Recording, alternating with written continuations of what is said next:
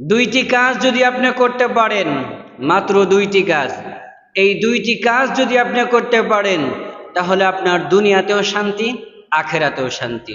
মাত্র দুইটি কাজ। এক নাম্বার হলো নেক সন্তান দুনিয়াতে রেখে যাওয়া।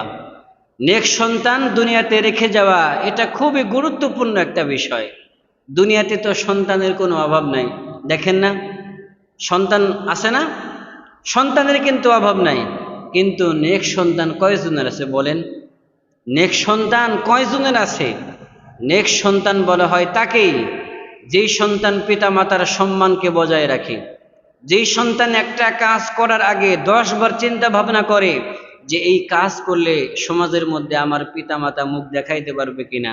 নেক সন্তান হলো ওই সন্তান যেই সন্তানের পিতা মাতা দুনিয়া ছেড়ে চলে যাওয়ার পর কবরের পাশে দাঁড়িয়ে রব্বির হামহুমা কামা রব্বায়ানি সগীরা এটা দোয়া করে। যেই সন্তানের পিতা মাতা কবরে যাওয়ার পর পিতা মাতার জন্য দান সদকা করে, পিতা মাতার জন্য দোয়া করে, ওইটা হলো নেক সন্তান। এখন দেখেন নেক সন্তান দুনিয়াতে কয়টা আছে? এই জন্যে আমরা ম্যাক্সিমাম দেখা যায় আল্লাহ তাআলার কাছে ছেলে চাই, আল্লাহ তাআলার কাছে মেয়ে চাই, কিন্তু এই দোয়াটা আমরা কখনোই করি না, আল্লাহ আপনি আমাকে নেক সন্তান দান করেন। ইব্রাহিম পয়গম্বর আল্লাহ তাআলার কাছে ছেলে চান নাই, আল্লাহ তাআলার কাছে মেয়ে চান নাই, চাইছেন কি? রব্বি হাবলি মিনাস সলিহিন, রব্বি হাবলি মিনাস সলিহিন, হে আল্লাহ আপনি আমাকে নেক সন্তান দান করেন, যেই সন্তানের মাধ্যমে পিতা মাতার মান সম্মান বজায় থাকবে, যেই সন্তানের কারণে পিতা মাতা সমাজের মধ্যে উঁচু মুখ নিয়ে দাঁড়াতে পারবে, সেই সন্তান হলো নেক সন্তান। এই জন্যে এই দোয়াটি বেশি বেশি করা, রব্বি হাবলি মিনাস সলিহিন, হে আল্লাহ আপনি আমাকে নেক সন্তান দান করেন। যেই সন্তান পিতা মাতা দুনিয়া ছেড়ে যাওয়ার পর পিতা মাতার জন্য দোয়া করে, কবরের পাশে দাঁড়িয়ে কবর জিয়ারত করে, ওই সন্তান হলো নেক সন্তান। এছাড়াও নবীজি সাল্লাল্লাহু আলাইহি ওয়াসাল্লাম বলেন, কোন সন্তান যদি পিতা মাতার কবর জিয়ারত করে ফি কুল্লি জুমআতিন, প্রত্যেক জুমাবার, নবীজি সাল্লাল্লাহু আলাইহি ওয়াসাল্লাম বলেন গুফিরা লাহু, ওই সন্তানকে ক্ষমা করে দেওয়া হয়, ওয়া কুতিবা বাররান, এবং ওই সন্তান যে পিতা মাতার সাথে ভালো আচরণ করেছে এটা লিপিবদ্ধ করে দেওয়া হয়। সুবহানাল্লাহ। এজন্যে নেক সন্তান আল্লাহ তাআলার কাছে চাইবেন, যাতে করে এই নেক সন্তান দুনিয়াতে রেখে আপনি যদি কবরে যান, আপনার সন্তান আপনার জন্য দান সদকা করে, আপনার জন্য আপনার কবরের পাশে দাঁড়িয়ে দোয়া করে। এটা হলো 1 নম্বর বিষয়। 2 নম্বর বিষয় হলো সদকায়ে জারিয়া স্বরূপ কোনো কিছু করা। রাস্তার ধারে আপনি একটা আম গাছ লাগাইলেন, একটা বট গাছ লাগাইলেন, বা ছায়াদার একটা গাছ আপনি লাগাইলেন, আপনি মারা যাবেন এই গাছটা থেকে যাবে।